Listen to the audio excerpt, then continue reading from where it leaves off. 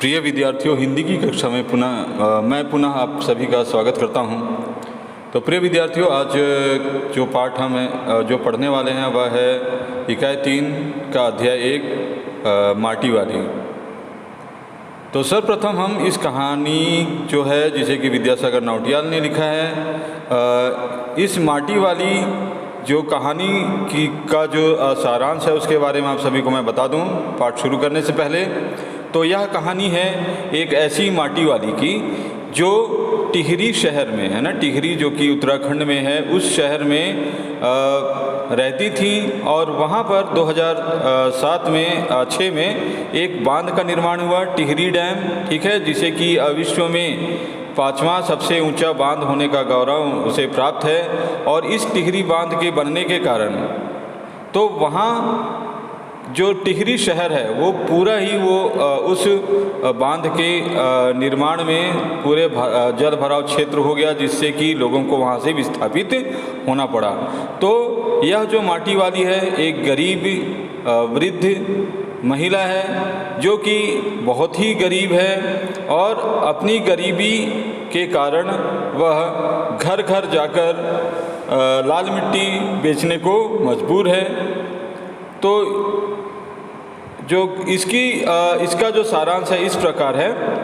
टिहरी में भागीरथी नदी पर बहुत बड़ा बांध बना हुआ है जिसमें पूरा टिहरी शहर और उसके पास के अनेक गांव डूब गए, ठीक है। पहले जो लोग अपने घरों व्यापारियों से जुड़े थे उनके सामने अचानक विस्थापित होने का संकट उपस्थित हो गया। विस्थापित का अर्थ है कि अब एक स्थान से दूसरे स्थान जाने को वे मजबूर थे, विस्थापित हो गए, है ना। तो माटी वाली कहानी भी इसी विस्थापन की समस्या से जुड़ी हुई है। बूढ़ी जो कि वृद्ध माटी वाली जो महिला है पूरे टिहरी शहर में घर घर लाल मिट्टी बांट रही होती है और उसी से उसका जीवन चलता है। और ये जो लाल मिट्टी खरीदने के कारण वहाँ के लोग क्या करते हैं, उस लाल मिट्टी से घरों में लिपाई पुताई आदि के काम में लाते हैं। और उसका जो शारीरिक बनावट और उसका जो पहनावा था, तो एक क्या करती थी वो कि एक पुराने कपड़े की गोल गद्दी सिर पर रखकर उस पर मिट्टी का कनस्तर अर्थात टीन का बर्तन रखे हुए वह घर घर जाकर मिट्टी बेचती है। उसे सारे शहर के लोग माटी वाली के नाम से जानते हैं। एक दिन माटी वाली मिट्टी बेचकर एक घर में पहुंचती है तो मकान मालकिन ने उसे 2 रोटियां दी।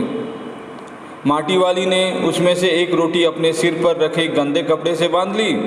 तब तक मालकिन चाय लेकर आ गई। पीतल के पुराने गिलास में माटी वाली फूंक फूंक कर चाय पीने लगी। माटी वाली ने उनसे कहा कि पूरे बाजार में अब किसी के पास ऐसी पुरानी चीज़ें नहीं रह गई हैं। जिस पर मालकिन ने कहा कि यह पुरखों की चीज़ें हैं, अर्थात जो मालकिन थी उनके घर में पुराने बर्तन रखे हुए थे। माटी वाली के पूछने पर वह कहती हैं कि यह उनके पुरखों की चीज़ें हैं, अर्थात उनके पुरखे जो पूर्वज थे उन्होंने ये चीज़ें छोड़ दी हैं उनके पास, ठीक है।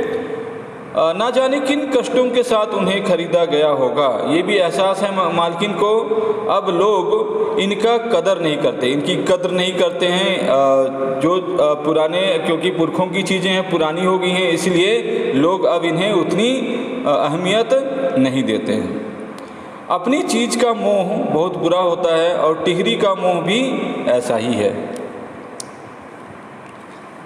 ठीक है। तो इस पाठ में जो टिहरी बांध के बनने से जो विस्थापन की समस्या थी उसे विद्यासागर नौटियाल जी ने बताया है इसके माध्यम से, इस कहानी के माध्यम से, ठीक है। तो माटी वाली ने जो मालकिन थी जिसने की रोटी दिया था माटी वाली को, उसे जवाब देती है। माटी वाली ने कहा, जिनके पास ज़मीन या कोई संपत्ति नहीं है उन्हें कोई ठिकाना मिल नहीं सकता, लेकिन जिनके पास ज़मीन या फिर कुछ बहुत संपत्ति है, धन दौलत है, वे कहीं भी अपना ठाव ठिकाना बना सकते हैं। लेकिन माटी वाली जैसे बेघर मजदूरों का क्या होगा। माटी वाली उस दिन 2-3 घरों में मिट्टी पहुंचाकर 3 रोटी बांधकर अपने बूढ़े पति के लिए लाई थी। अर्थात घर पे उसका एक पति था जो कि बीमार हमेशा रहता था, बूढ़ा हो चुका था और कुछ भी काम नहीं कर पाता था, लेकिन एक भारतीय नारी होने के नाते वह अपने पति की देखभाल वह करती थी। उसे क्योंकि बुढ़ापा आ गया है, कुछ काम नहीं कर पाता है, लाचार है, जिससे कारण कि वह मिट्टी बेचकर अपने उन दोनों का अर्थात अपना और स्वयं अपने पति के लिए वो रोटी की व्यवस्था करती थी। वह रोज़ इसी आस में बैठा रहता था कि उनकी जो पत्नी है कब आएंगी और उसे खाना खिलाएंगी। उस दिन भी वह उनके लिए प्याज खरीद लाई थी और कूटकर रोटी के साथ दे देने को उन्होंने विचार किया, पर घर पहुंची तो पाया कि उनके जो बूढ़े पति थे वे मर चुके थे। तो यह एक बहुत ही मर्मस्पर्शी एक कहानी है ना। और उन्होंने कुछ इस पाठ में हम पढ़ेंगे तो टिहरी बांध के उखड़े लोगों अर्थात विस्थापित लोगों को बसाने वाले साहब ने अर्थात जब टिहरी बांध बन गया तो वहाँ के निवासी सरकार ने जो पुनर्वास का जो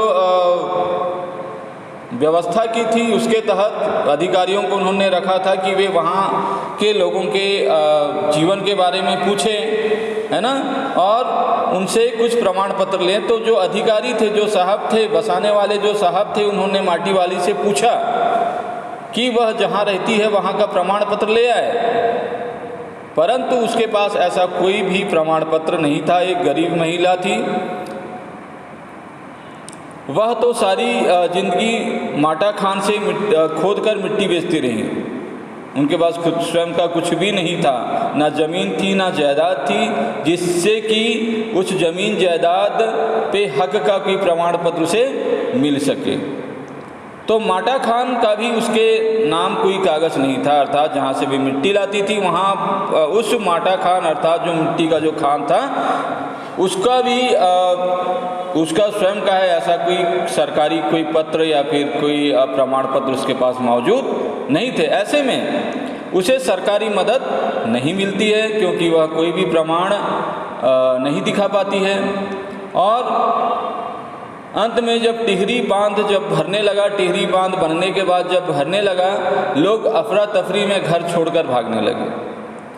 निचले भाग में बने शमशान पहले डूबने लगे, अर्थात क्योंकि शमशान जो होते हैं जहाँ पे इस दुनिया से रुखसत होने के बाद लोगों को अंतिम संस्कार के तहत दहन किया जाता है, वह नदी के किनारे ही बने होते हैं। तो सबसे जो निचला भाग था शमशान, वह पहले डूब गया। मानसिक रूप से विक्षिप्त हो चुकी माटी वाली अपनी झोपड़ी के बाहर लोगों से कह रही थी, गरीब आदमी का शमशान नहीं उजड़ना चाहिए। अर्थात जो वृद्ध महिला थी वह क्योंकि बहुत परेशान हो गई थी मानसिक रूप से, क्योंकि अब उनके पास जो था वह सिर्फ उनका पति था जो अब इस दुनिया को छोड़कर चला गया था, और उससे भी अधिक जो उनकी जो झोपड़ी थी वह भी अब टिहरी नामक बांध में अब उसे वह डूबने लगी है। तो इसलिए वह कहती है कि गरीब आदमी का शमशान नहीं उजड़ना चाहिए। तो यह प्रिय बच्चों ये संक्षिप्त जो सारांश था, हम हमारी किताब में हमारी हिंदी की पाठ्य पुस्तक में जो कहानी है उसे भी हम पढ़ते जाते हैं, समझते जाएंगे। शहर के सेमल का तप्पड़ मोहल्ले की ओर बने आखिरी घर की खोली में पहुंचकर उसने दोनों हाथों की मदद से अपने सिर पर धरा बोझ नीचे उतारा। मिट्टी से भरा एक कंटर अर्थात जिसपे मिट्टी भरी जाती है, टीन का बर्तन, उसे कंटर कहते हैं, ठीक है। माटी वाली टिहरी शहर में शायद ऐसा कोई घर नहीं होगा जिसे वह ना जानती हो या जहां उसे ना जानते हैं। घर के कुल निवासी वर्षों से वहां रहते आ रहे किराएदार, उनके बच्चे तलक। तो जो माटी वाली थी तो पूरे टिहरी शहर में वह ऐसा कोई घर नहीं होगा या फिर कोई क्षेत्र नहीं होगा जिसे कि वह नहीं जानती हो। तो घर के जो निवासी होते थे वे तो जानते ही थे, लेकिन उसके साथ साथ जो वर्षों से जो किराएदार उस शहर में रहते थे वे भी उस माटी वाली को जानते थे। यहाँ तक कि जो छोटे छोटे बच्चे उनके थे वे भी उस माटी वाली को माटी वाली के नाम से जानते थे। घर घर में लाल मिट्टी देते रहने से उस काम को करने वाली वह अकेली है, अर्थात जो लाल मिट्टी बेचने का काम करती है वह एक अकेली महिला है, उसका कोई भी प्रतिद्वंद्वी नहीं है। ठीक है, उसके बगैर तो लगता है टिहरी शहर के कई एक घरों में चूल्हों का जलना तक मुश्किल हो जाएगा। वह ना रहे तो लोगों के सामने रसोई और भोजन कर लेने के बाद अपने चूल्हे चौके को लिपाई करने की समस्या पैदा हो जाएगी। भोजन जुटाने और खाने की तरह रोज़ की समस्या। घर में साफ लाल मिट्टी तो हर हालत में मौजूद रहनी चाहिए। चूल्हे चौकों को लीपने के अलावा साल 2 साल में मकान के कमरे दीवारों की गोबरी लिपाई करने के लिए लाल मिट्टी ज़रूरत पड़ती है। अर्थात जो वृद्ध महिला जो माटी वाली हैं उस मिट्टी की ज़रूरत क्यों है कि जहाँ पर खाना बनाया जाता है, जहाँ पे चूल्हे चौके किए जाते हैं उसकी लिपाई के लिए, उसे साफ़ सुथरा रखने के लिए, और साल में कम से कम साल या फिर 2 साल में घरों की दीवारों को या फिर कमरे की लिपाई पुताई करने के लिए। तो प्रिय विद्यार्थियों, जो ये जो क्षेत्र है, ठीक है, टिहरी का जो क्षेत्र है पहाड़ी क्षेत्र है, और आपने देखा होगा कि अधिकतर जो नदियों के किनारे के जो घर होते हैं वहाँ पर क्या है, वहाँ की मिट्टी क्या होती है, रेतीली होती है, मिट्टी की कमी होती है, तो वह लाल मिट्टी लोगों की ज़रूरत को लाल मिट्टी के द्वारा वह बेचकर पूरा करती थी, और इसके अलावा अपना खुद का, अपने पति का और अपना गुजर बसर उनका चलता रहता था। शहर के अंदर कहीं माटा खान है नहीं, अर्थात जहाँ से वह मिट्टी लाती है वह शहर में नहीं है, क्योंकि मिट्टी शहरों में वह उसे नहीं मिलती है, तो वह मिट्टी दूर से लेके आती है। भागीरथी और भीलांगना, तो ये नदियों के नाम है, भागीरथी और भीलांगना। ठीक है, तो भागीरथी नदी जो है वह देवप्रयाग में, जो कि उत्तराखंड में है, देवप्रयाग में अलकनंदा नदी से मिल जाती है। ठीक है, भागीरथी नदी, और उसके बाद उसे गंगा कहा जाता है। ठीक है, हमारी जो पवित्र नदियों में से गंगा है, जो कि गंगा का पर्यायवाची शब्द भी यदि हम देखें तो इसे भागीरथी कहा जाता है। अर्थात भागीरथी ऋषि की तपस्या से ही जो गंगा है उनका पृथ्वी पर अवतार हुआ। ठीक है, और भीलांगना, अर्थात भागीरथी और भीलांगना जो नदी हैं, तो 2 नदियों के तट पर बसे हुए शहर की मिट्टी इस कदर रेतीली है कि उससे चूल्हों की लिपाई का काम नहीं किया जा सकता। आने वाले नए नए किराएदार भी एक बार अपने घर के आंगन में उसे देख लेते हैं तो अपने आप माटी वाली के ग्राहक बन जाते हैं। घर घर जाकर मिट्टी बेचने वाली नाटे कद की एक हरिजन बुढ़िया माटी वाली, अर्थात वह एक हरिजन बुढ़िया है। ठीक है, और उसका कद कैसा है, नाटा है, और लोगों को, क्योंकि वहाँ की मिट्टी जो टिहरी क्षेत्र की जो मिट्टी है, भागीरथी और भीलांगना नदियों के तटों की जो मिट्टी है वह रेतीली मिट्टी है, और रेतीली मिट्टी से हम लिपाई या फिर चूल्हों की लिपाई या फिर पुताई का काम नहीं कर सकते हैं। तो इस माटी वाली के बारे में हमने जान लिया कि घर घर माटी बेचने जाती थी। क्यों बेचने जाती थी? क्योंकि लोगों को इसकी ज़रूरत थी अपने चूल्हे चौकों के आसपास की लिपाई पुताई करने के लिए, साल 2 साल में घर के कमरों या फिर दीवारों की गोबरी लिपाई करने के लिए, और फिर जो है वह लोगों के जो आवश्यकता थी उसे मिट्टी बेचकर वह पूरा करती थी, और इसी से उनका जीवन भी चलता था। ठीक है, उसके अलावा उनके पति भी थे, हम आगे पढ़ेंगे। ठीक है, शहरवासी सिर्फ माटी वाली को ही नहीं उसके कंटर को भी अच्छी तरह पहचानते हैं।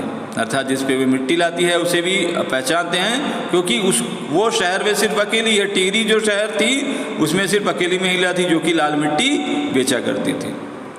रद्दी कपड़े को मोड़कर बनाए गए एक गोल डिल्ले के ऊपर, ठीक है, तो रद्दी कपड़े को मोड़कर अर्थात जो पुराने कपड़े हैं उसे मोड़कर बनाए गए गोल डिल्ले, अर्थात जो सर पे बर्तन रखने के लिए क्या है, गोलाकार के आकार में जो कपड़े को बांधा जाता है उसे डिल्ला भी कहा जाता है, के ऊपर लाल चिकनी मिट्टी से छुलबुल भरा कनस्तर टिका रहता है, अर्थात छुलबुल भरा अर्थात भरा हुआ, पूरा भरा हुआ, ठीक है। उसके ऊपर किसी ने कभी कोई ढक्कन लगा हुआ नहीं देखा। अपने कंटर को इस्तेमाल में लाने से पहले वह उसके ऊपरी ढक्कन को काटकर निकाल फेंकती हैं। तो जो भी वो कंटर लाती है, जो कनस्तर जो लाती है, उसे जो ऊपर जो टिन का ढक्कन होता था, ऊपरी ढक्कन होता था, उसे निकालकर वो अलग कर लेती थी। आपने देखा होगा कि कई बार जो तेल आते हैं, ठीक है, तेल टिन में जो आते हैं उसके ऊपर के जो टिन का जो ढक्कन होता है उसे काटकर अलग कर लिया जाता है, और कई जो मजदूर हैं वह उसी से पानी लाने के काम में लेते हैं। आपने देखा होगा हमारे छत्तीसगढ़ में प्रचलित है इस प्रकार से, ठीक है। ढक्कन के ना रहने पर कंटर के अंदर मिट्टी भरने और फिर उसे खाली करने में आसानी रहती है। तो इसका कारण क्या है ढक्कन निकालने का, कि उसके अंदर मिट्टी आसानी से भरा जा सकता है और उसे खाली भी बहुत जल्दी किया जा सकता है, ठीक है।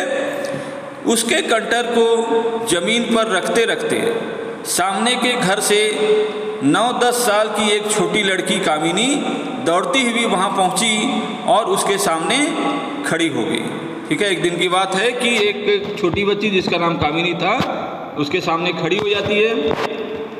मेरी माँ ने कहा है जरा हमारे यहाँ भी आ जाना, अभी आती हूँ, माटी वाली कहती हैं। घर की मालकिन ने माटी वाली को अपने कंटर की माटी कच्चे आंगन के एक कोने पर उड़ेल देने को कहा, उड़ेल देने अर्थात डाल देने को कहा, और उससे कहती है तू बहुत भाग्यवान है, चाय के टाइम पर आई है हमारे घर। भाग्यवान आए खाते वक्त, है ना। हमारी संस्कृति रही है, परंपरा रही है कि जब भी हम भोजन करते हैं या फिर कोई भी उसी समय आ जाता है तो कम से कम इतना क्या है, लोगों से हम पूछ लेते हैं कि आप भी आइए, है ना, इस तरह से हम कहते हैं। तो भाग्यवान आए खाते वक्त, अर्थात यहाँ पर कहती हैं कि जो खाते वक्त आता है वो क्या होता है, भाग्यवान होता है ना। वह अपनी रसोई में गई और 2 रोटियां लेती आई। रोटियां उसे सौंप कर वह फिर अपनी रसोई में घुस गई। तो माटी वाली ने वहाँ मिट्टी उससे डालने के लिए कहती है और वह अपने रसोई में चली जाती है घर की मालकिन, और साथ में 2 रोटियां लेकर आती हैं। किसके लिए, माटी वाली के लिए। रोटियां उसे सौंप कर वह अपनी रसोई में घुस गई, ठीक है, क्योंकि वो रोटी खा रही हैं। तो देखा कि एक गरीब वृद्ध महिला है तो वह भी उसे रोटी दे देती हैं। माटी वाली के पास अपने अच्छे या बुरे भाग्य के बारे में ज़्यादा सोचने का वक्त नहीं था। तो मालकिन ने उससे क्या कहा कि रोटी के वक्त है, बड़े भाग्यवान है, जबकि उसका भाग्य कैसा है, अच्छा है या बुरा है, इसके बारे में उस माटी वाली उस वृद्ध महिला को सोचने का वक्त नहीं था। उसे सिर्फ इतना ध्यान था कि उन्हें हर घर में मिट्टी बेचकर उनसे जो पैसे मिल जाते थे उससे अपने बूढ़े पति या बीमार पति का वो पेट भरती है, स्वयं के अलावा, ठीक है। घर की मालकिन के अंदर जाते ही माटी वाली ने इधर उधर तेज निगाहें दौड़ाई, और जैसे ही वो अंदर जाती हैं इधर उधर देखती हैं।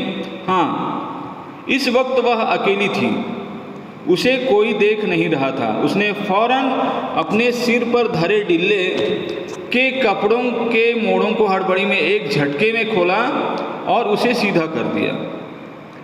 फिर इकहरा खुल जाने के बाद वह पुरानी चादर के एक फटे हुए कपड़े के रूप में प्रकट हुआ। तो उसने जो डिल्ला, जो सर पे रखने बर्तन जिसके ऊपर वो अपने कंटर को रखती थी, उसने आजू बाजू देखा, कोई नहीं दिखा, तो फौरन ही उसने क्या किया, एक झटके में खोल दिया, और वह क्या था, एक पुरानी चादर थी, ठीक है।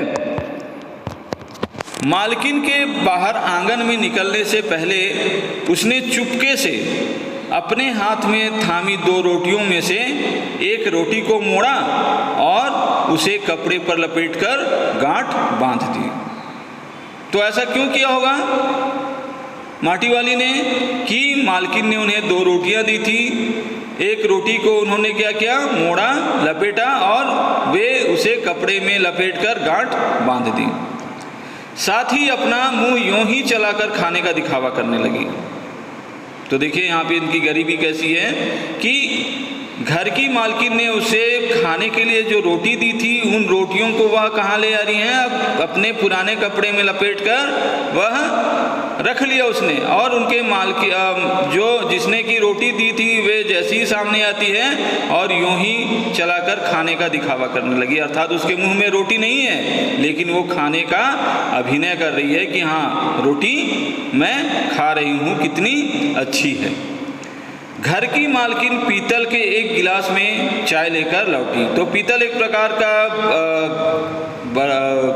कहेंगे एक धातु है ना, जिससे कि बर्तन बनाए जाते हैं। आपने देखा होगा कई घरों में आज भी देखने को मिलते हैं। तो घर की मालकिन ने उसे पीतल के एक गिलास में, ठीक है, पीतल के गिलास अब तो हम चलन में नहीं है ना, तो पीतल के गिलास को जैसी देखती है उसने वह गिलास बुढ़िया के पास जमीन पर रख दिया। ले सद्दाबासी साग कुछ है नहीं, ले सद्दाबासी साग कुछ है नहीं अभी, इसी चाय के साथ निकल जा। तो वह क्या करती हैं, रोटी देने के साथ साथ कितनी रोटी दी हैं, 2 रोटी दी हैं और वह चाय लेकर आती है पीतल के गिलास में और उस वृद्ध महिला, उस बुढ़िया के सामने, उस माटी वाली के सामने रख देती है और उससे कहती है कि सादा सादा है क्योंकि घर में अभी कोई भी सब्जी नहीं है, साग अर्थात कोई सब्जी अभी नहीं है, इसी चाय के साथ निकल जाओ। और कहती है कि यह जो चाय है इसके साथ खाओ इस रोटी को और अपना पेट भर लो, ठीक है।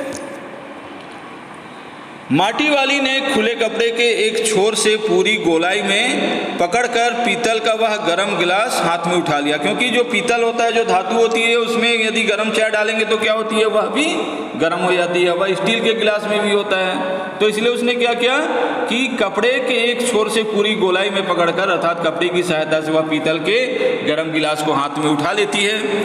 अपने होठों से गिलास के किनारे को छुआने से पहले शुरू में उसने उसके अंदर रखी गर्म चाय को ठंडा करने के लिए शू करके उस पर लंबी लंबी फूंके मारी। अर्थात उन्होंने चाय को ठंडा करने के लिए क्या है, मुंह से फूंके मारी।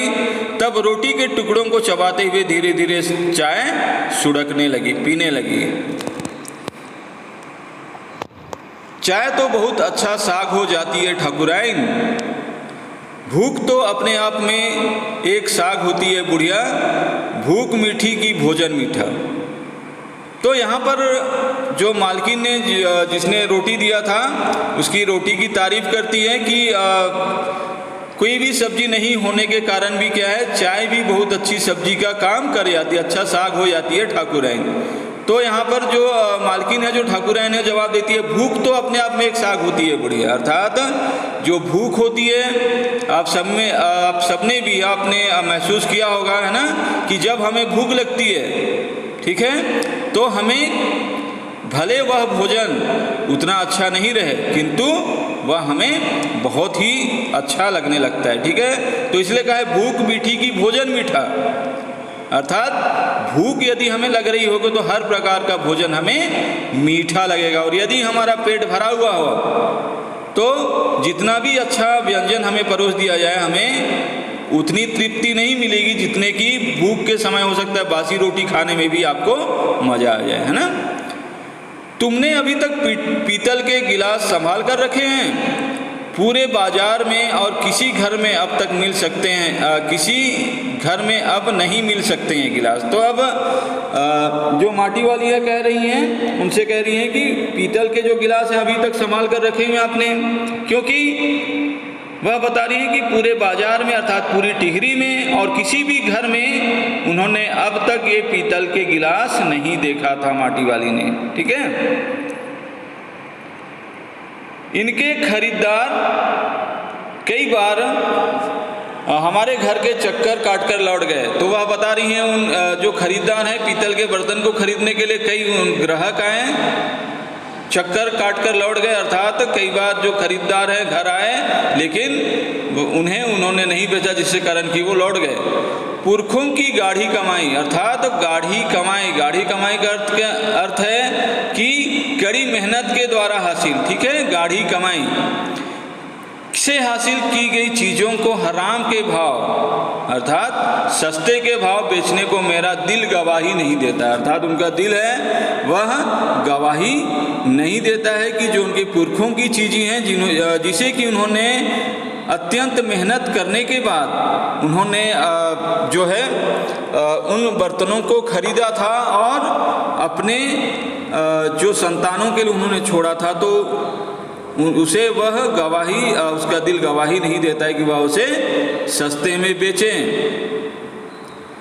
हमें क्या मालूम कैसी तंगी के दिनों में अपनी जीभ पर कोई स्वादिष्ट चटपटी चीज़ रखने के बजाय मन मसोस कर दो पैसे जमा करते रहने के बाद खरीदी होंगी, और उन्होंने ये तमाम चीज़ें जिनकी हमारे लोगों की नज़रों में अब कोई कीमत नहीं रह गई है। तो यहाँ पर वह बता रही हैं कि जो पीतल के जो गिलास है, जो पीतल के जो बर्तन हैं, उसे खरीदने के लिए कई लोग आए, परंतु उसे उन्होंने क्यों नहीं बेचा? क्योंकि उसे वे अपने पुरखों की गाढ़ी कमाई से मिला हुआ धन कह रही हैं कि हो सकता है आने वाले समय में यदि आर्थिक तंगी हो जाए, पैसे की कमी हो जाए, है ना, और हो सकता है जो उनके जो पूर्वज थे उन्होंने कोई स्वादिष्ट, है ना, कि उन्होंने स्वादिष्ट चटपटी चीज़ रखने के बजाय अर्थात उन्होंने दो पैसे जोड़कर, है ना, कुछ त्याग कर उन चीज़ों को खरीदने के लिए उन्होंने पैसा जमा किया होगा। और ये तमाम चीज़ें जिसे कि उनके पूर्वजों ने अर्थात उस महिला को अपने पूर्वजों के प्रति सम्मान है, बड़ों के प्रति सम्मान है, जिसके कारण कि उनके दिए हुए चीज़ों को जो रुपए पैसे हैं उनके सामने कुछ नहीं लगते हैं उनको, ठीक है। क्योंकि बहुत से घर में अभी भी हमारे जो पूर्वज हैं, जो पुरखे हैं, तो उनकी जो चीज़ों को बेचने के लिए कई लोग जो कि सच्चे अर्थों में उन्होंने इज्जत देते हैं वह उन्हें नहीं बेचते हैं, बल्कि संभाल कर रखते हैं। क्योंकि हो सकता है उन्होंने बहुत से त्याग के द्वारा, बलिदान के द्वारा उन्होंने दो पैसे जमा किया होगा, बहुत मेहनत से जमा किया होगा, उसके बाद खरीदी होगी। लेकिन इस समय उन बर्तनों का कोई भी भाव नहीं है क्योंकि वो पुराने हो चुके हैं। लेकिन इन्होंने इन ठाकुराइन ने उन बर्तनों को अपने घर में रखा हुआ है, ठीक है। और ये अच्छा, हाँ, एक लाइन छूट रहा है। बाजार में जाकर पीतल का भाव पूछो तो जरा दाम सुनकर दिमाग चकराने लगता है। अर्थात यदि इन पीतलों को पूछा जाए, मतलब बेचने के लिए उन्होंने उसके भाव भी पूछे तो उनका दिमाग चकराने लगा। क्यों चकराने लगा? और ये व्यापारी हमें घरों के हराम से भाव घरों में हराम के भाव इकट्ठा कर ले जाते हैं। तमाम बर्तन भाड़े, कांसे के बर्तन भी गायब हो गए हैं सब घरों से। तो वह कहती हैं कि यदि इन्हें बेचने जाएं तो उनके दाम सुनकर दिमाग चकराने लगेगा। अर्थात जो व्यापारी वर्ग हैं उनके सही जो पैसे हैं वह नहीं देंगे, सस्ते के भाव ले जाएंगे, और इस प्रकार से जो उनके पूर्वजों की जो यादें हैं वो भी मिट जाएंगी, जिसके कारण कि वह उन्हें बेचना नहीं चाहती हैं। इतनी लंबी बात नहीं सोचते बाकी लोग। अब जिस घर में जाओ वहाँ या तो स्टील के भांडे दिखाई देते हैं या फिर कांच और चीनी मिट्टी के। तो यहाँ पर माटी वाली कह रही हैं कि इतनी लंबी बात नहीं सोचते बाकी लोग, अर्थात अपने पूर्वजों को इतनी इज्जत बहुत से घरों में नहीं दी जाती है। जो पुराने हैं उसे पुराने समझकर बेच दिया जाता है, ठीक है। अब जिस घर में जाओ, अर्थात हर घर में स्टील के भांडे, अर्थात स्टील के ही बर्तन या फिर कांच के या फिर चीनी मिट्टी के बर्तन ही देखने को मिलते हैं। अपनी चीज़ का मोह बहुत बुरा होता है। मैं तो सोचकर पागल हो जाती हूँ कि अब इस उम्र में इस शहर को छोड़कर हम जाएंगे कहाँ। तो यहाँ पर जो महिला है, जो जिसने की रोटी दी थी, वो उसे चिंता है। ठीक है, कौन सी चिंता है? टिहरी बांध अब वहाँ पर बन रहा है और टिहरी बांध के बन जाने से पूरा जो टिहरी शहर है वह डूबकर खत्म हो जाएगा। इसलिए वह कहती है कि अपनी चीज़ का मोह बहुत बुरा होता है। ठीक है, ये सत्य है कि हमारी जो भी चीज़ें हैं, चाहे वह छोटी हो बड़ी हो, तो उनसे मोह करना, अर्थात हम उन्हें खोना नहीं चाहते हैं। तो जो टिहरी शहर है, जिनसे कि जहाँ वे जन्म लिया, इन्होंने पले बड़े हुए, तो उस शहर को छोड़कर वह नहीं जाना चाहते हैं, क्योंकि टिहरी शहर से उन्हें क्या हो गया है? लगाव हो गया है। ठाकुरायन जी जो जमीन जायदादों के मालिक हैं, वे तो कहीं ना कहीं ठिकाने पर जाएंगे ही, पर मैं सोचती हूँ मेरा क्या होगा? मेरी तरफ देखने वाला तो कोई भी नहीं। अपनी चिंता व्यक्त करते हुए कहती हैं कि हे ठाकुरायन, कि जमीन जायदाद जिसके पास धन दौलत है, वे तो कहीं ना कहीं क्या कर लेंगे? फिर से रह लेंगे कहीं भी जाकर। लेकिन अपने बारे में उसे ये सोचकर लगता है कि उसका क्या होगा, क्योंकि उसके पास अपना कुछ भी नहीं है। चाय खत्म कर माटी वाली ने एक हाथ में अपना कपड़ा उठाया, दूसरे में खाली कंटर, और खोली से बाहर निकलकर सामने के घर में चली गई। ठीक है, अब इनकी बात खत्म हो जाती है। उन्होंने हाथ में अपना कपड़ा उठाया और कंटर, दूसरे हाथ में खाली जो कंटर था, जो बर्तन था जिस पे वो मिट्टी लाती थी, उसे उठाया और घर से खोली से बाहर, अर्थात घर से बाहर निकल जाती है।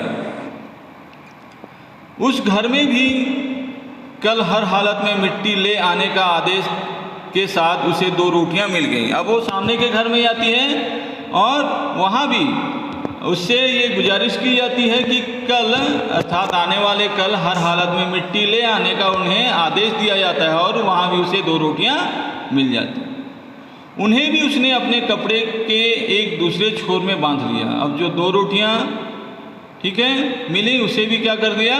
अपने कपड़े में, जहाँ वो पहले एक रोटी को बांधी थी, वहीं बांध देती हैं। लोग जाने तो जाने कि वह ये रोटियां अपने बुढ़े के लिए ले जा रही हैं, क्योंकि उसे अब क्या है? लोगों से कोई भी शर्म या फिर अपनी इज्जत का उन्हें ख्याल नहीं है, बल्कि उन्हें क्या है कि लोग जाने तो जाने, देखे तो देखें, लेकिन क्या है? वह उसे अपने बुढ़े या फिर बूढ़े पति के लिए ले जा रही है। उसके घर पहुंचते ही आसक्त बुढ़ा कातर नजरों से उसकी ओर देखने लगता है। अब वह घर पहुंच जाती है और पहुंचकर आसक्त बुढ़ा, अर्थात उसका जो पति है, वह बिल्कुल भी कुछ भी काम नहीं कर पाता है, सिर्फ अपने बिस्तर पर लेटा हुआ है, लाचार रहता है। कातर नज़रों से, अर्थात अपनी नज़रों से, इंतजार करती हुई नज़रों से उसे देखने लगता है कि कोई कुछ तो देंगी। वह घर में रसोई बनाने का इंतजार करने लगता है। आज वह घर पहुंचते ही 3 रोटियां अपने बुढ़े के हवाले कर देंगी। रोटियों को देखता ही चेहरा खिल उठेगा बुढ़े का। तो अब वह अपने पति के बारे में सोच रही है, जो कि आसक्त है, जो कि लाचार है, बेबस है, कुछ भी नहीं कर सकता है, तबीयत से लाचार है, और जो कि हमेशा उनकी ओर देखने लगता था जब भी वो घर वापस जाती थी कि वह रसोई में जाकर कुछ खाने का इंतजाम उनके लिए करेंगी।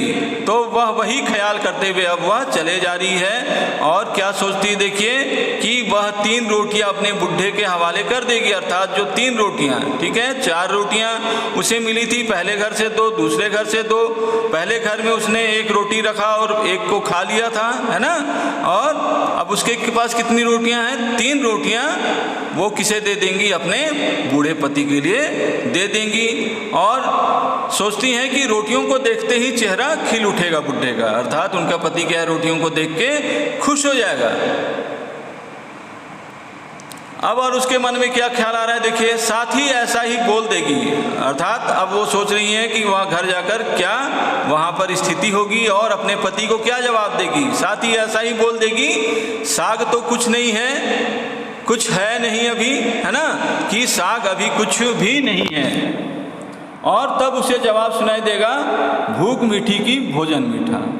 तो अब ये इन्हीं ख्यालों में चली जा रही है, अपने पति से भी वो कहेंगी कि साग अर्थात सब्जी अभी है नहीं।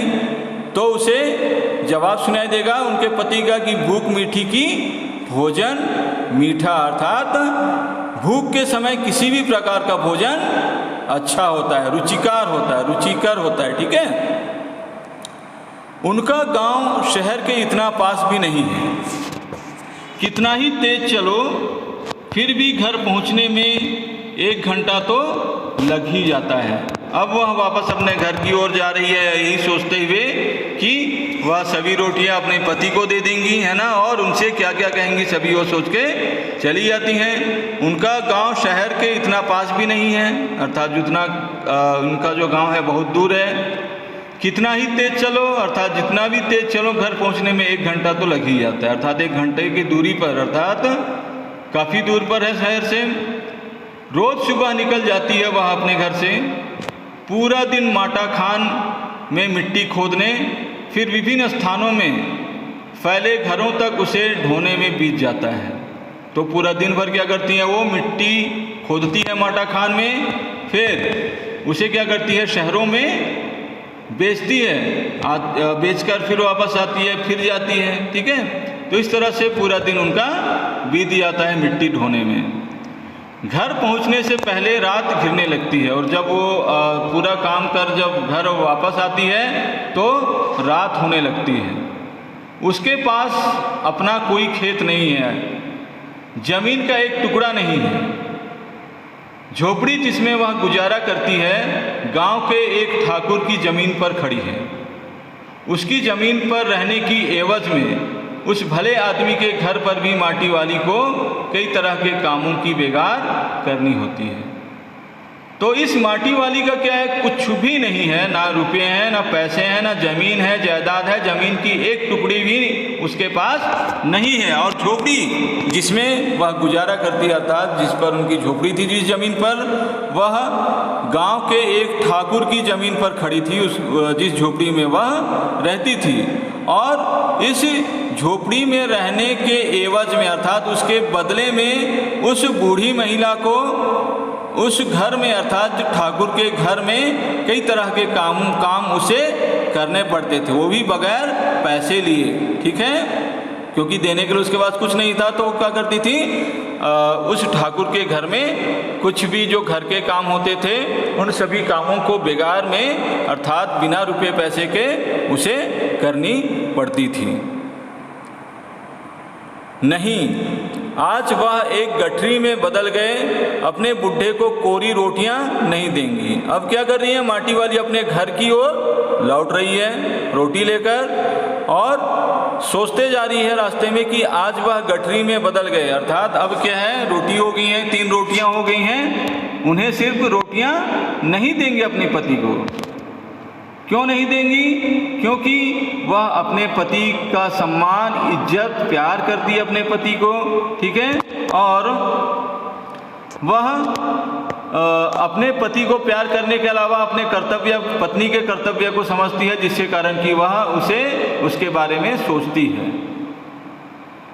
तो आधुनिक युग में कई ऐसे समाज हैं, ठीक है, जो एक शादी रूपी जो संस्कार है, ठीक है, तो इस शादी रूपी जो संस्कार है, विवाह रूपी जो संस्कार है, इसमें एक पति और पत्नी होते हैं। पति पत्नी के प्यार से क्या होते हैं, उनके संतान उत्पन्न होती हैं। लेकिन कई घर ऐसे हैं जो कि अपने पति या फिर अपनी पति अपनी पत्नी को, पत्नी अपने पति को इज्जत, मान सम्मान नहीं देती हैं। तो ये हमें सीखने की ज़रूरत है कि एक बुढ़ी है जो कि गरीब है, लाचार है, वह कुछ भी नहीं होने के बाद भी अपने पति को रोटियां खिलाने के लिए, उसका पेट भरने के लिए क्या करती हैं, मेहनत कर रही हैं, दिन भर मेहनत कर रही हैं। घर घर जाकर उसे मिट्टी बेचनी पड़ रही है, लेकिन वह अपने काम से कभी पीछे नहीं हट रही है। तो हमें इस माटी वाली से एक मेहनती होने का गुण भी हमें दिख रहा है, एक अच्छी पत्नी होने के साथ साथ। ठीक है, तो अब वह अपने पति को सिर्फ रोटियां नहीं देंगी, उसके साथ क्या करेंगी, देखिए माटी बेचने से हुई आमदनी से, अर्थात उसने जो मिट्टी बेची है उससे जो कमाई हुई है उससे क्या करेंगी, 1 पाव प्याज खरीद लिया।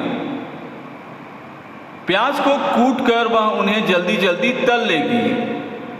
बुढ़े को पहले रोटियां दिखाएंगी ही नहीं, ठीक है, वह अपने पति की कल्पना कर रही हैं, घर जाएंगी और सिर्फ रोटियां नहीं देंगी बल्कि रोटियों के साथ तली भी और भी सब्जी देने के लिए क्या देंगी, पहले उन्होंने क्या किया, 1 पाव प्याज खरीदा और प्याज खरीद कर क्या करेगी, उन्हें कूट कर जल्दी से तल लेंगी। और कहती हैं कि सोचती हैं कि बुढ़े को पहले रोटियां दिखाएंगी नहीं, अर्थात अपने पति को नहीं रोटियां नहीं दिखाएंगी। सब्जी तैयार होते ही परोस देगी उसके सामने 2 रोटियां, ठीक है, तो सब्जी के साथ देंगी रोटियां, है ना। अब वह 2 रोटियां भी नहीं खा सकता।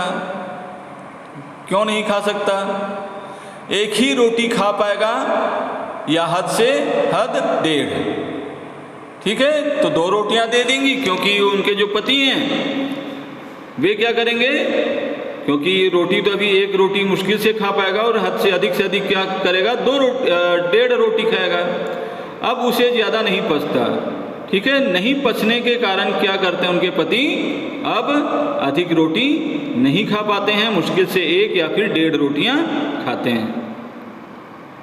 बाकी बची 1.5 रोटियों से माटी वाली अपना काम चला लेगी, ठीक है, जो 2 रोटियां बचेंगी, 1.5 रोटियां जो बचेंगी उससे अपना काम चला लेंगी, अपना पेट भर लूँगी। 1 रोटी तो उसके पेट में पहले ही जमा हो चुकी है, अर्थात 1 रोटी क्या है, उन्होंने पहले ही खा चुका है, पहले ही खा ली है। लेकिन कितना समय बीत गया है कि 1 रोटी पेट में रहेंगी, क्या नहीं रहेंगी। मन में यह सब सोचती, हिसाब लगाती हुई वह अपने घर पहुंच गई, अपने घर पहुंच जाती है। उस बुढ़े को अब रोटी की कोई ज़रूरत नहीं रह गई है। तो उनका जो पति था तो उन्हें अब रोटी की, जो हमेशा अपनी पत्नी के आने अपने इंतज़ार करता था, उनकी राह देखता था, अपनी पत्नी आएंगी उन्हें खाने के लिए रोटी देंगी, है ना। तो यहाँ पर कहा गया है कि उनके बुढ़े को अब रोटी की कोई ज़रूरत नहीं थी। माटी वाली के पाँवों की आहट सुनकर, अर्थात तो उसके जब माटी वाली आती थी तो जब भी आती थी उनकी आहट, उसकी आवाज़ को सुनकर हमेशा की तरह आज वह चौंका नहीं। जैसे कि माटी वाली ने सोचा था कि आज अपने पति को क्या करेंगी, 2 रोटियां देंगी, उसमें मुश्किल से वो 1.5 ही खा पाएगा, बाकी 1.5 से वह काम चला लेगी। और क्यों नहीं खा पाएंगे उनके पति, क्योंकि अब उन्हें नहीं पचता है, अब खाना उनके पति का कम हो गया है। और कम खाना खाने से क्या होगा, कमज़ोर हो जाएंगे, है ना। उसी प्रकार से जो वृद्ध महिला है, जो गरीब महिला है, जो कि मिट्टी के बर्तनों को मिट्टी जो बेचती हैं, घर घर जाकर लाल मिट्टी, उसे भी अपने रोज़ के कार्य करने के लिए क्या चाहिए, खाना चाहिए, लेकिन उसे भी भरपेट खाना नहीं मिल पाता है। सबसे पहले अपने पति को खिलाने का वह सोचती है। और हमेशा की तरह क्या होता था, जैसी वह घर आती थी उसकी आहट को सुनकर उनके पति चौंक जाते थे। क्यों चौंक जाते थे, उन्हें भूख लगती थी, उनकी पत्नी आएंगी, खाना खिलाएंगी, ठीक है। उसने अपनी नज़रें उसकी ओर नहीं घुमाई। अब जैसी घर आती है, उनके पति घर में हैं, नहीं चौंकते हैं और ना ही उनकी ओर देखते हैं। घबराई हुई माटी वाली ने उसे छूकर देखा, वह अपनी माटी छोड़कर जा चुका था। अर्थात जो पति थे, जो बीमार पति की वो सेवा करती थी, है ना, उस पति को वह अनेक प्रकार से उसने क्या किया, हिसाब लगाया, विचार किया कि अपने पति को एक तरह से वह अच्छी रोटियां देंगी, अच्छे खाना खिलाएंगी, लेकिन उसने कुछ भी हरकत नहीं की और जो उनकी माटी वाली जो पत्नी है वह घबरा जाती है कि आखिर उनके पति को हुआ क्या, और उसे छूकर देखती है तो वह अपनी माटी छोड़कर जा चुका था। ठीक है, तो अपनी मिट्टी छोड़कर जा चुका था। टिहरी बांध पुनर्वास के साहब ने उससे पूछा कि रहती कहाँ है। अब टिहरी बांध बन चुकी है, टिहरी शहर अब डूबने लगा है। सरकार ने पुनर्वास केंद्र की स्थापना की और पुनर्वास केंद्र के साहब ने, ठीक है, टिहरी बांध पुनर्वास के साहब ने उस माटी वाली से पूछा कि कहाँ रहती हो, तुम तहसील से अपना घर का प्रमाण पत्र ले आना। तो पुनर्वास केंद्रों में क्या है, उन्हीं को पुनर्वास या फिर विस्थापित होने के पैसे प्राप्त होंगे जिसके पास कि अपने ज़मीन या फिर अपने घर होने का प्रमाण हो और उसे वे खो रहे हैं। लेकिन यहाँ देखिए, जो माटी वाली है उसके पास खुद की खेती की ज़मीन या फिर ज़मीन का एक टुकड़ा या फिर उसका जो घर जहाँ पर वो रहती थी खुद स्वयं का नहीं था।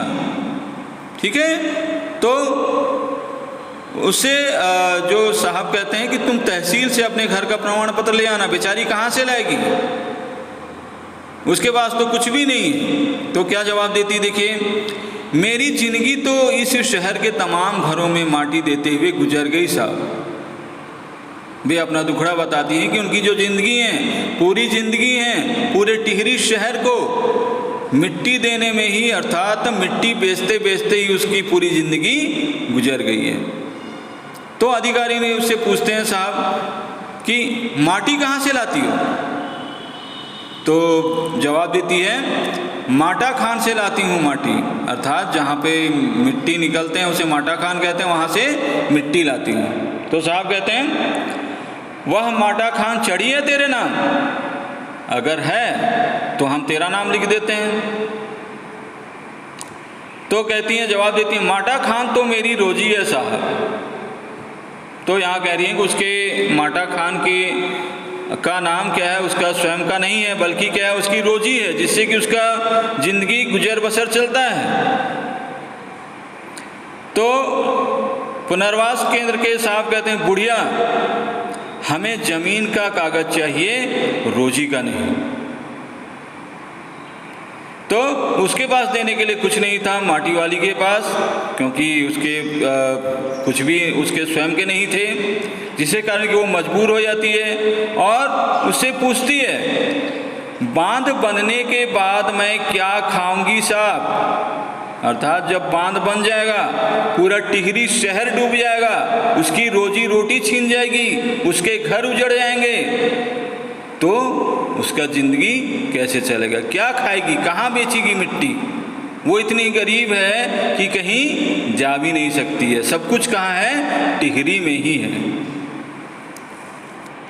तो आगे साहब कहते हैं, इस बात का फैसला तो हम नहीं कर सकते, यह बात तो तुझे खुद ही तय करनी पड़ेगी। तो वे उसे ऐसा जवाब देते हैं कि हम कुछ भी फैसला नहीं कर सकते, हमारे हाथ में कुछ नहीं है, तुम्हारा ज़िंदगी क्या होगा तुम्हें खुद तय करना है। प्रमाण पत्र लाओ तो हम तुम्हारे नाम पर लिख देते हैं, नहीं है तो हम कुछ नहीं कर सकते। तो इस प्रकार से सरकारी जो अधिकारी हैं, कर्मचारी हैं, उनका जवाब उस माटी के लिए था। टिहरी बांध की 2 सुरंगों को बंद कर दिया गया। ठीक है, टिहरी बांध बनाने के लिए जो 2 सुरंग बनाए गए थे, ठीक है, उसे बंद कर दिया गया। और जो टिहरी बांध है, ठीक है, कहाँ बना था, भागीरथी और भिलांगना नदियों के संगम पर, जहाँ पर भागीरथी नदी भिलांगना नदी भागीरथी नदी से मिलती है, वहीं पर टिहरी बांध बनाया गया था और 2 सुरंग बना दिया गया था, ताकि 2 सुरंगों के माध्यम से जो पानी आ रहे हैं वो चले जाएं और बांध का निर्माण हो सके। और बांध पूरी तरह से बनकर जब तैयार हो गया तो 2 सुरंगों को बंद कर दिया गया। शहर में पानी भरने लगा है, शहर में आपाधापी मची है, अर्थात शहर में लोग भाग दौड़ कर रहे हैं, शहरवासी अपने घरों को छोड़कर वहाँ से भागने लगे हैं। पानी भर जाने से सबसे पहले कुल शमशान घाट डूब गए हैं। तो अब क्या है, जैसे ही 2 सुरंगों को बंद कर दिया जाता है, टिहरी बांध में पानी भरने लगा है और वह शहर जो कि उसके किनारे बसी हुई थी वह भी अब डूबने लगी है। लोगों में क्या है, आपाधापी मची हुई है, लोग भाग रहे हैं अपने सामानों को सुरक्षित दूसरी जगह ले जाने के लिए, ठीक है। और सबसे पहले जो है वहाँ का जो शमशान जो घाट था टिहरी का, वह सबसे पहले डूब जाता है शमशान, ठीक है, जहाँ पर कि अस्थियाँ विसर्जित की जाती हैं दहन के पश्चात, मृत्यु संस्कार करने के पश्चात, तो वह सबसे पहले डूब जाती है। माटी वाली अपनी झोपड़ी के बाहर बैठी है। अब माटी वाली लाचार, विवशता की हालत में अपनी झोपड़ी के बाहर बैठी है। गांव के हर आने जाने वाले से एक ही बात कहती जा रही है, गरीब आदमी का शमशान नहीं उजड़ना चाहिए।